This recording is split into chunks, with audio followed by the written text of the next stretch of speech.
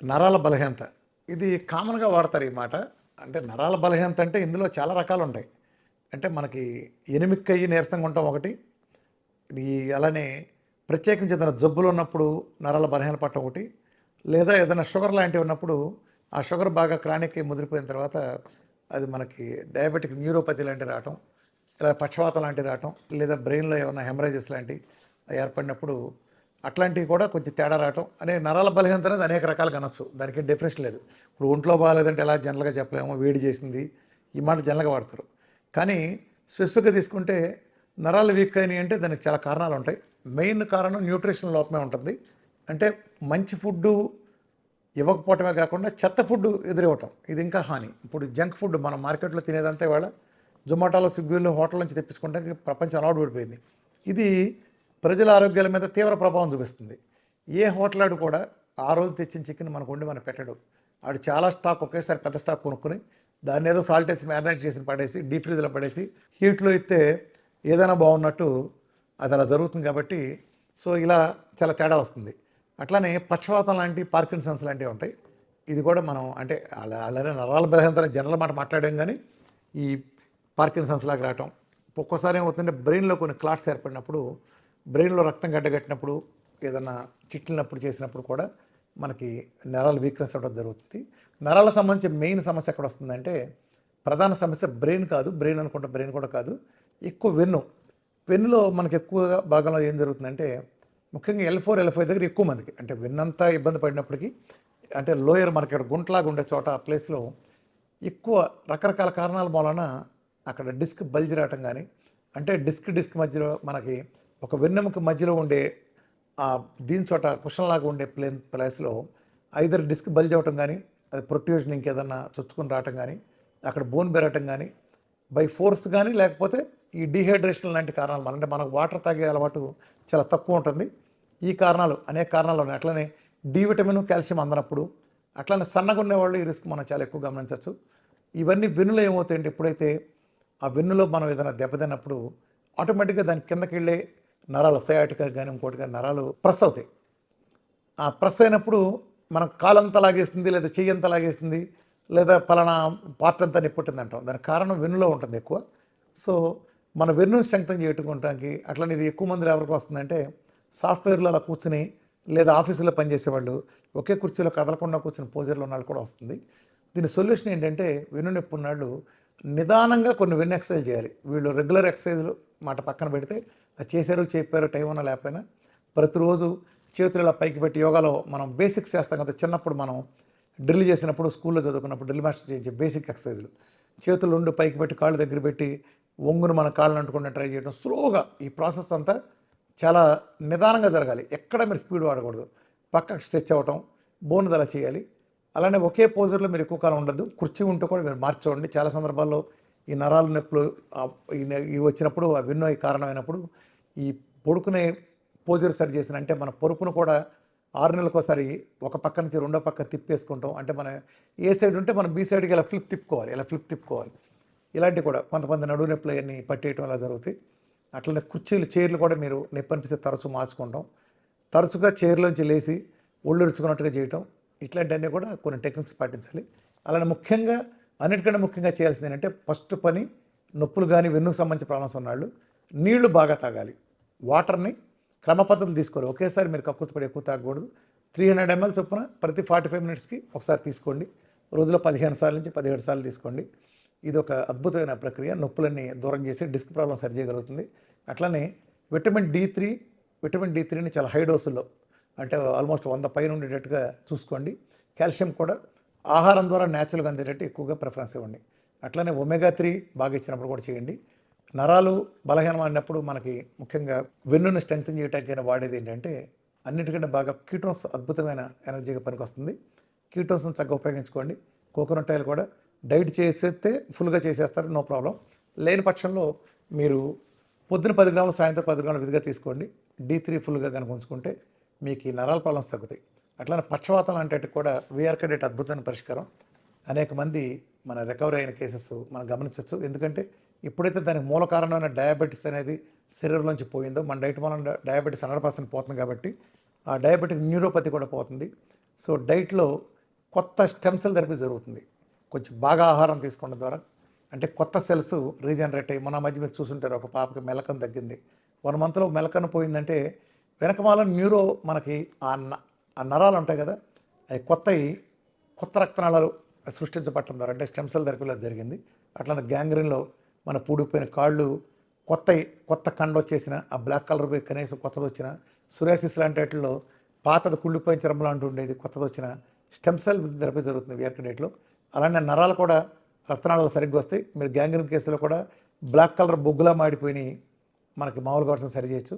దీన్ని మన colour Doppler లాంటివి చూసుకున్నప్పుడు మనకు తెలుస్తుంది. కాళ్ళల్లో కూడా కొన్ని రక్తనాళాలు గడ్డగట్టినప్పుడు ఆ కాళ్ళు నల్లబడిపోవటం, తొందరలో బాగా నల్లబడిపోయి ఉబ్బిపోవటం లాంటివి జరుగుతాయి. దీనికి పరిష్కారం లేదనుకుంటారు, అంత సీన్ లేదు, దానికి వేరే ఏ మందులు వాడవసరం లేదు. వీఆర్కే డైట్ చేస్తే ఆ రక్తనాళాల్లో బ్లాకులన్నీ తొలగిపోతాయి. దాని ద్వారా మెయిన్ షుగర్ బీపీలన్నీ పోతాయి కాబట్టి మన డైట్లో ఎలాగో షుగర్ బీపీ థైరాయిడ్ లాంటివన్నీ పోతాయి కాబట్టి అలా మందులన్నీ దూరం అయిన తర్వాత ఆ క్లాట్స్ కూడా చక్కగా కరిగిపోయి ఆ కాలు మామూలుగా రావటం కొన్ని లక్షల మందిలో మరి జరగటం ఇది ఉంది. మెయిన్ న్యూరలాజికల్ ప్రాబ్లమ్స్ అన్నీ కారణం ఏంటంటే ప్రధానంగా షుగర్లోను బీపీలోను ఎక్కువగా వస్తాయి. నరాలు చిట్లిపోయే సమస్యలు లాంటి హై బీపీల్లో వస్తాయి. లేదా షుగర్లో ఉన్నప్పుడు దీర్ఘకాలం షుగరు ఈ మందుల కారణంగా నరాల డిపాజిట్ అవటం వలన మైక్రోవాస్కులర్ నర్వ్స్లో కూడా ప్రాబ్లమ్స్ వచ్చి కిడ్నీలు కాళ్ళు పోవటానికి అనేది కొద్ది కారణం అవుతుంది. ఈ ప్రాబ్లమ్స్ అన్నీ కూడా డైట్తో పోతాయి. సో మీరు ఏ న్యూరోపతి ప్రాబ్లం ఉన్నా సరే ది బెస్ట్ సొల్యూషన్ ఏంటంటే ప్రకృతి మన ఇంట్లోనే ఆహారం ద్వారా లేదా న్యాచురల్ సప్లిమెంట్ల ద్వారా తగ్గించుకోవాలనుకుంటే VRK diet protocol is the best choice. థైరాయిడ్లో మనకి బేసికల్గా 2 రకాలు ఉంటాయి. ఒకటి లైఫ్ స్టైల్ థైరాయిడ్ ఇష్యూ, అట్లనే ఆటోఇమ్యూన్ డిసీజ్. ఏంటి రెండింటి తేడా ఏంటంటే మామూలుగా మనకి ఇక్కడ థైరాయిడ్ గ్లాండ్ ఉంటుంది, ఇక్కడ సీతాకోక చిలకలాగా. ఇది మన శరీరంలో మెటబాలిజం యాక్టివిటీని రెగ్యులేట్ చేసే T3T4 అనే హార్మోన్స్ని రిలీజ్ చేస్తుంది. ఇది కనుక ఎక్కువ ఉంటే మనం అంటే పరిధిని దాటి పెరిగితే ఓవర్ యాక్షన్ చేస్తాం. అలానే పరిధి కనుక తక్కువగా లోబడి ఉంటే మనం నీరసంగా డల్ అయ్యి దేవుడు అన్నట్టు ఉంటాం. ఈ రెండు కూడా మన శరీరాన్ని మెటబాలిక్ రేట్ని ఇబ్బంది పెట్టాను సార్. దీన్ని సెట్ చేసుకుంటానికి ప్రకృతిలో ఒక మార్గం ఉంది.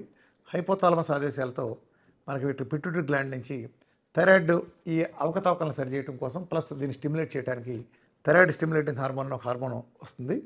ఈ హార్మోన్ రిలీజ్ ఎలా ఉంటుందంటే ఇక్కడ కనుక ఎక్కువ ఓవర్ యాక్షన్ చేస్తుంటే అక్కడ తక్కువ బ్యాలెన్స్ చేస్తుంది. ఇక్కడ కనుక తక్కువ మనం అండర్ పెర్ఫామ్ చేస్తుంటే అది ఎక్కువ రిలీజ్ అయ్యి బ్యాలెన్స్ చేసుకోవడానికి శరీరం ప్రయత్నిస్తూ ఉంటుంది. ఈ ప్రాసెస్లోకి ఎండోక్రైనాలజిస్టులు దూరి అంటే ఇక్కడ వాళ్ళ పాయింట్ ఏంటి, TSH T3లో తేడా ఉంది. పాయింట్ ఉంది, T3లో తేడా ఉంటే TSH సరి చేసుకుని ట్రై చేస్తుంది. కానీ ఎప్పుడైతే మనం ఎండోక్రైనాలజీలో అందులోకి వెళ్ళే మందులు దూరామో అంటే TSH పెరిగింది లేదా తగ్గింది అనేది ఈ రెండింటిని బట్టి ఉంటుంది. కానీ మనం అది గమనించకుండా అంటే దాన్ని ఇగ్నోర్ చేసి అది పెరగటం మీద నేరం అన్నట్టు, నిజానికి పైకి చూస్తే అలా ఉంటుంది, TSH పెరగడం తప్పు అన్నట్టు. కానీ అది సెట్ చేసుకునే ప్రాసెస్లో భాగం. ఇప్పుడు జ్వరం ఉంది, జ్వరం రావటం మనం బ్యాడ్ అనుకుంటాం, జలుబు చేయటం తుమ్ము రావటం మనం బ్యాడ్ అనుకుంటాం, దగ్గు రావటం బ్యాడ్ అనుకుంటాం. కాదు, ఇది ఇమ్యూనిటీలో మనం ప్రొటెక్ట్ చేసుకోవడానికి మన శరీరం మన ఇమ్యూనిటీ సిస్టమ్ చేసే ఒక ప్రాసెస్. బాగా దగ్గినప్పుడు ఇక్కడ క్రిములు పట్టుకుని నేలాడితే దగ్గునే ఫోర్స్ వాడటం ద్వారా ఇక్కడ గొంతులో ఉండేది బై ఫోర్స్ బయటకు నెట్టేయడానికి శరీరం చేసే ప్రయత్నం. అట్లనే థైరాయిడ్లో కూడా అలాంటి ప్రయత్నం జరుగుతుంటే ఈ థైరోనామాలు ఇవన్నీ రాస్తారు. పాప కర్మ ఏంటంటే ఇవాళ ఇది ఆ సీసాల్స్ ఎప్పుడైతే మనం రూపాయి ఉప్పు తీసేసి సీసాల్ట్ నేచురల్ తీసేసి కెమికల్ సాల్ట్లు వచ్చినాయో అప్పటి నుంచి ఇది ఉధృతం అయిపోయింది. ఇవాళ ఆడపిల్లల్లో 100కి 70 నుంచి 80 మందికి థైరాయిడ్ మనం గమనించవచ్చు. చిన్నపిల్లల దగ్గర నుంచి థైరాయిడే, ఎవరిని చూసి థైరాయిడే. దీని మూలన మొత్తం హార్మోన్ బ్యాలెన్స్ అయిపోయి అన్ని రకాల బ్యాలెన్స్ల కారణంగా హార్మోన్ ఇంబ్యాలెన్స్ కారణంగా వీళ్ళు గడ్డాల మీసాలు పెంచడం, పీరియడ్స్ అంటే లేదు, డెలివరీలు అంటే ఆ సంతాన సాఫల్య కేంద్రాల చుట్టూ తిరిగి ఐవీఎఫ్ లేని పిల్లలకి వెళ్ళలేని పరిస్థితి రావటం, ఇవన్నీ కూడా ఒక రకంగా చెప్పాలంటే ఆడపిల్లలాగా లేకపోవడం కారణం కూడా వాళ్ళు మగపిల్లలాగా మారిపోవడానికి గంగ చంద్రముగ్గా మారిందంటారే ఆ టైపులో ఇవాళ మగపిల్లలు ఆడపిల్లలాగా మారిపోవడానికి కారణం ఈ హార్మోనల్లో ఇష్యూస్, ముఖ్యంగా ఆడపిల్లలు ఎక్కువ ఉంటాయి. వీటన్నిటి కారణం అవుతుంది. ఈ ఎప్పుడైతే దీంట్లో దూరారో కానీ తగ్గుతుందా చూడండి. మీరు థైరాయిడ్కి మీరు ఎవరైనా ఎండోక్రైనాలజిస్ట్ దగ్గరికి వెళ్ళారు, జీవితంలో ఎండోక్రైనాలజిస్ట్ బయట తీసుకొచ్చారా? ఎప్పుడైనా సరే మీరు ఒకటి గమనించండి, జీవితంలో మీరు డాక్టర్ దగ్గరికి వెళ్ళారు ఒక థైరాయిడ్ గురించి కానీ లేదా షుగర్ కానీ బీపీ కానీ ఇంకోటి కానీ, ఆయన మీకు ఏం చెప్తారు, ఇది మీరు ఇప్పుడు కాదు జీవితాంతం మందులు వాడాల్సిందే అంటారు. అంటే ఆయన ఎంత స్పష్టంగా చెప్తున్నారంటే అయ్యా నీ ఈ జబ్బు నీకు వచ్చిన సమస్య ఇప్పుడు తగ్గుతుంది, 5 ఏళ్ళు తగ్గుతుంది, 10 ఏళ్ళు తగ్గుతుంది అనుకోవద్దు, నువ్వు చచ్చిపోయే వరకు కూడా నీ జబ్బుని మేము తగ్గించలేని అసమర్థులం అని ఆయన మన మొహాన్ని చెప్పాడు. ఇది సింపుల్గా పోతుంది. థైరాయిడ్ గురించి ఎవరో భయపడద్దు. థైరాయిడ్ చాలా సింపుల్గా, మామూలు థైరాయిడ్ అయితే సింపుల్గా పోతుంది. ఇప్పటిదాకా నేను చెప్పింది మామూలు థైరాయిడ్. రెండో థైరాయిడ్ ఏంటి, అదే ఇంకా చాలా ఉన్నాయి, కానీ ఒక ప్రముఖమైనది ఏంటంటే హషిమోటో థైరాయిడైటిస్. హషిమోటో థైరాయిడైటిస్ అంటుంది దీన్ని ప్రముఖంగా. ఇది ఎక్కువ మంది ఉండేటి గురించి మనం డిస్కస్ చేస్తున్నాం ఇక్కడ. ప్రపంచంలో అన్ని కేటగిరీ గురించి కాదు. హషిమోటో థైరాయిడైటిస్ ఇది ఏంటంటే థైరాయిడ్ గ్లాండ్ బాగుంటుంది, కానీ ఈ గ్లాండ్ను కాపాడటానికి మన శరీరంలో ఇమ్యూనిటీలో కొన్ని యాంటీబాడీస్ ఉంటాయి, థైరాయిడ్ యాంటీబాడీస్. మామూలుగా అదర్వైజ్ ఆ థైరాయిడ్ యాంటీబాడీస్ మన థైరాయిడ్ గ్లాండ్ని ప్రొటెక్ట్ చేయాలి. కానీ ఎప్పుడైతే మన శరీరంలో ఇమ్యూనిటీ లోపాలు వచ్చినాయో, ఇది పొరపాటుగా అర్థం చేసుకుని ఒక పోలీసుడే మన మీద అటాక్ చేసి మన తన్ని డబ్బులు లేకపోతే ఎలా ఉంటుందో, అలా మన థైరాయిడ్ గ్లాండ్ని కాపాడాల్సిన థైరాయిడ్ యాంటీబాడీసే మన థైరాయిడ్ గ్లాండ్ మీద అటాక్ చేసే సిచ్యువేషన్ ఉంటుంది. అప్పుడు ఏం జరుగుతుందంటే దీన్ని కంట్రోల్ చేయడం కోసం టీఎస్హెచ్ ఫిగర్లు కూడా అబ్నార్మల్గా పెరుగుతాయి, అబ్నార్మల్గా మారుతాయి. ఆ కండిషన్నే మనం హషిమోటో థైరాయిడైటిస్ అంటాం. 100కి 99 మంది ఎండోక్రైనాలజిస్టులు దీనికి సంబంధించి ఎలాంటి వైద్యం అసలు నిజానికి లేదు. అసలు చిన్నది పిల్లదే తగ్గదు, ఆ జీవనశైలి వ్యాధులు ఉండే పిల్లదే తగ్గించలేరు వీళ్ళు ప్రపంచంలో. హషిమోటో థైరాయిడైటిస్ అనేది అసాధ్యమని చెబుతారు, కానీ అంత సీన్ లేదు. ఈరోజు కూడా ఒక ఆయన వచ్చారు మెడికల్ ఫీల్డ్లో, ఒక ఆయన 20 సంవత్సరాల నుంచి హషిమోటో థైరాయిడైటిస్. చక్కగా ఆయనకి ఒక నెల నార్మల్ అయిపోయింది. హషిమోటో థైరాయిడైటిస్ మన డైట్లో చక్కగా తగ్గుతుంది. మామూలు థైరాయిడ్ ప్రాబ్లం తగ్గడానికి 100కి 90 మందికి నెల రోజులు, లేదా మిగతా వాళ్ళకి ఒక నెల, 2 నెలలు, 3 నెలలు పడితే హషిమోటో థైరాయిడైటిస్ కొంచెం ఎక్కువ సమయం పడుతుంది. ఎందుకంటే ఇది ఆటో ఇమ్యూన్ కాబట్టి ఒక్కొక్కరికి ఒక రకం అవుతుంది, ఒక్కొక్కరికి ఒక్కో రకంగా ఉంటుంది. ఒక నెల, 2 నెలలు పడితే వాళ్ళకి 6 నెలలు పట్టచ్చు, ఒక సంవత్సరం పట్టచ్చు. హషిమోటో థైరాయిడైటిస్లో మన డైట్లో అద్భుతమైన ఫలితాలు చూడవచ్చు. ఈ హషిమోటో థైరాయిడైటిస్ సమస్య సాల్వ్ అయ్యే వరకు కూడా టీఎస్హెచ్ లాంటివి రకరకాల ఫిగర్స్ చూపిస్తాయి. కాబట్టి ఒక ప్రాబ్లం ఏం జరుగుతుందంటే, ఎప్పుడైతే హషిమోటో థైరాయిడైటిస్ ఉందో టీఎస్హెచ్ విపరీతంగా వేరియేషన్ వస్తుంది. ఒకరోజు 0 ఉండొచ్చు, ఒకరోజు 6000 ఉండొచ్చు, కొన్నాళ్ళకి మళ్ళీ అది 50కి 60కి రావచ్చు. విపరీతంగా ఫ్లక్చువేట్ అవుతుంది. కాబట్టి మనాళ్ళు జరిగిన తప్పు ఏంటంటే, డాక్టర్లో ఎండోక్రైనాలజిస్ట్ దగ్గరికి వెళ్ళగానే ఇవాళ ఎంత ఉంటే ఒకటి మెడిసిన్ రాస్తే దాని డబుల్ అయితే డబుల్ మెడిసిన్ రాస్తారు. ఇట్లా 200 యూనిట్లు కూడా కొట్టి వాళ్ళ శరీరాన్ని హార్మోను దీంతో, అంటే అది నిజానికి అది కూడా కరెక్ట్ కాదు, అది నెక్స్ట్ ఫ్లక్చువేట్ అయిపోతుంది. ఆయన ఎప్పటికప్పుడు వీళ్ళు ఫిగర్లు మార్చడం ద్వారా జీవితాల సర్వనాశనం అయిపోతున్నాయి. వాళ్ళు ఎందుకు పని రాకుండా అయిపోతున్నారు. అది సమస్త రోగాలకి దారితీస్తుంది. టోటల్గా హార్మోన్స్ వ్యవస్థ మొత్తం అదుపు తప్పే పరిస్థితి వస్తుంది. కాబట్టి ఆ దౌర్భాగ్యపు మందుల చెరలో, ఆ దౌర్భాగ్యపు మందులు, ఆ నికృష్ట మందులు ప్రపంచంలో ఒక్కడ కూడా తగ్గించని ఆ నికృష్టపు మందుల నుంచి బయటపడాలంటే ఖచ్చితంగా వీఆర్కే డేటు 1000% సొల్యూషను ఖచ్చితంగా చేయండి. అద్భుతమైన ఫలితాలు, మిరకల ఫలితాలు అంటే మీరే చూస్తారు. రెండూ కూడా వీఆర్కే డేట్తో చక్కగా తగ్గుతాయి.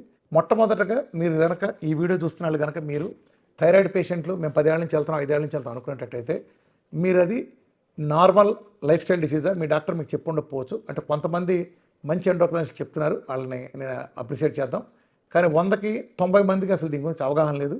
మీ అందరూ మీరు ఇండిపెండెంట్గా మీరు యాంటీ-టీపీ ఉన్న టెస్టు ఎక్కువగా అది వాడతారు. ఇంకా వేరే టెస్ట్ ఉన్నప్పటికీ యాంటీ-టీపీ అనేది ప్రామాణికమైన టెస్టు, అది చేయించుకోండి. యాంటీ-టీపీ కనుక మీకు అదుపులో ఉంటే హషిమోటో థైరాయిడైటిస్ లేనట్టు, అది కనుక ఎక్కువ ఉంటే హషిమోటో థైరాయిడైటిస్ ఉన్నట్టు. ఫస్ట్ మీకు వచ్చిన జబ్బును తెలుసుకోండి. ఆ తర్వాత రోగానికి సంబంధించిన చికిత్స తర్వాత వీఆర్కే డేట్తో మామూలు రెగ్యులర్ థైరాయిడ్ అయినా హషిమోటో థైరాయిడైటిస్ అయినా దెబ్బ తగ్గుతాయి. ఆటో ఇమ్యూన్ తగ్గాలంటే ఈ ప్రపంచపు అత్యుత్తమ మార్గం 1 నుంచి 100 వరకు VRK date. Thank you very much.